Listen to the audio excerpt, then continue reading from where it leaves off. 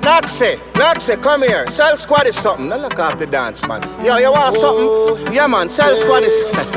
Yeah, man. Don't lock it off. Don't tell her. Guess what, Squad? Go buy a peanut from the peanut man. When him a go through in the dance, in a inbox him have everything you want. Herbs by the bud and by the stock. I like the top shell and them a shell down the bar. Watch it, mind you step on them clock. Welcome to True Island History Channel.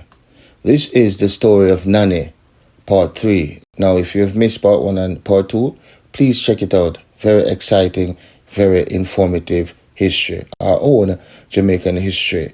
And please do remember, like, share and subscribe as we make our way towards 1,000 subscribers. So please, help us boost our algorithm. Thank you.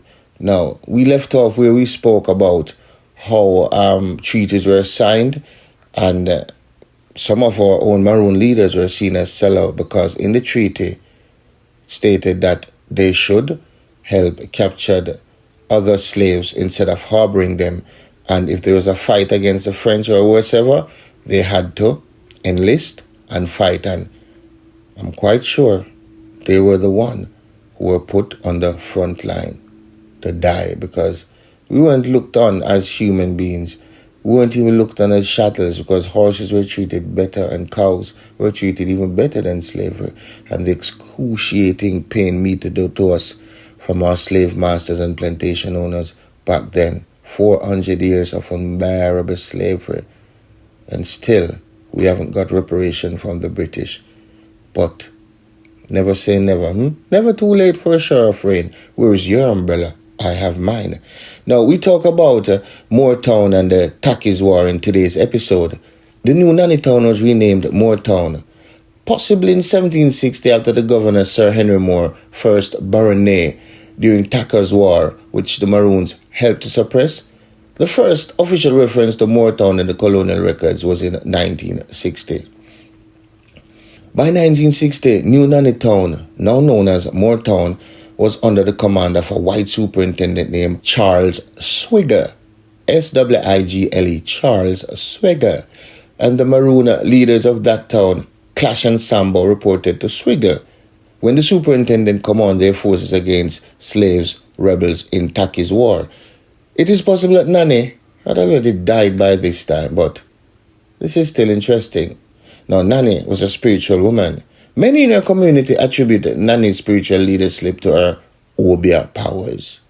For those who do not know what Obia powers is, it's like supernatural powers conjured from the dead, evil spirits. Obia is an African-derived religion, and that is still practiced in Suriname, Jamaica, Trinidad and Tobago, Guyana, Barbados, Belize, and other countries. In Haiti, it is known as voodoo. It is associated with both good and bad magic, charms, luck, and with mysticism in general. In some Caribbean nations, aspects of Obia have survived through synthesis with Christian symbolism and practice introduced by European colonials and slave owners. According to Maroon oral history, Nanny's success in defending her people against the colonial forces were often attributed to her mysterious supernatural powers. What? She could have raised the dead. As I said in a part 2, it was said she could catch bullets with her teeth and her butt cheeks. How true that is, I do not know. Nanny had magical powers and could catch bullets and then redirect them back at the people who shot at her. Do you believe that? Belief kills, unbelief cures. Now it's up to you. Pick your poison. Which do you pick? Did she have the ability or did she not? Another Maroon legend claims that if any straight-haired white man goes to original Nanny Town, he was immediately struck dead. In the Journal of the Assembly of Jamaica, 29 to 30 March 73, is a citation for resolution, bravery, and fidelity awarded to loyal slaves. Now you see how they trapped us? That was pure illusion used as mental control. So as they rewrote the Bible to control slaves. Yes, many of you know it. Some of you don't. Some of us do and still refuse to believe it because we do not research history. That's why it's important you like, share, subscribe, and press the notification bell on this channel where you get all the history you weren't taught in school, all the history we weren't taught by our ancestors. We were taught more British history, Spanish history, but our own history is lacking in school. And trust me, we need to do better as a people, as an education sector, as an educational sector. We need to teach in-depth Jamaican history of our heroes, our folklore. God bless Miss Lou Charles Hyatt and those who came before her, pioneers in history in terms of entertainment, so we could understand and they could break it down. So kids, could understand it, and we as a people. Under the command of Captain Sambo, namely William Coffey, who was rewarded for having fought the Maroons in the First Maroon War, and who is called a very good party nigger, having killed Nanny, the rebels' old Obia woman. These hired soldiers were known as black shots. So it was said.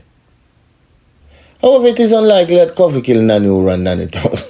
Here say, simply Harry say, Tre, Blitzme, since there is evidence Motown was granted to her people under her leadership in 1740. There is so much do's and don'ts, I don't even know. But however, some claim that Queen Nanny lived to be an old woman, dying of natural causes in the 1760s. The exact date of her death still remains a mystery to this day. Part of the confusion is that Nanny is an honorific title, and many high-ranking women were called that in Maroon Town. However, the Maroons were adamant that there is only one Queen Nanny. According to Maroon oral history, Nanny's remains are buried at Bump Grave in Motown. We have come to the end of Nanny's story, part 3, the finale. There's so much more about her. And today, she's celebrated in Jamaica and abroad. And as said, the government of Jamaica declared Nanny a national hero in 1975. Colonel C.L.G. Harris of Moortown, then a senator in Jamaica's upper house, was the driving force behind the move to recognize Nanny as our national heroine. Her portrait is featured on the Jamaica $500 bill, which is colloquially referred to as Nanny.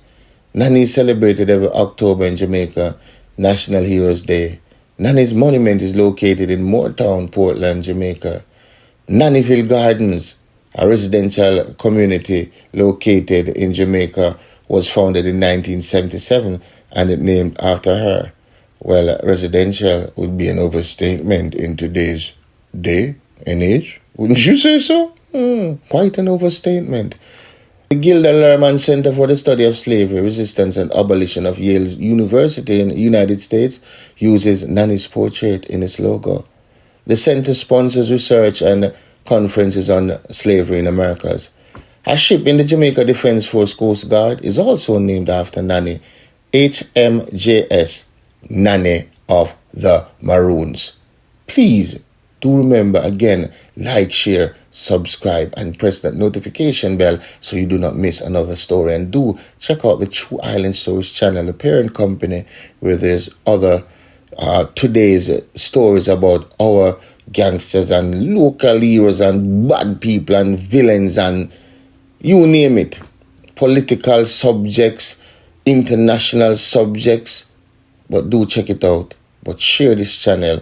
And if you haven't checked out other videos on the channel, please do. I'm sure you will not be sorry.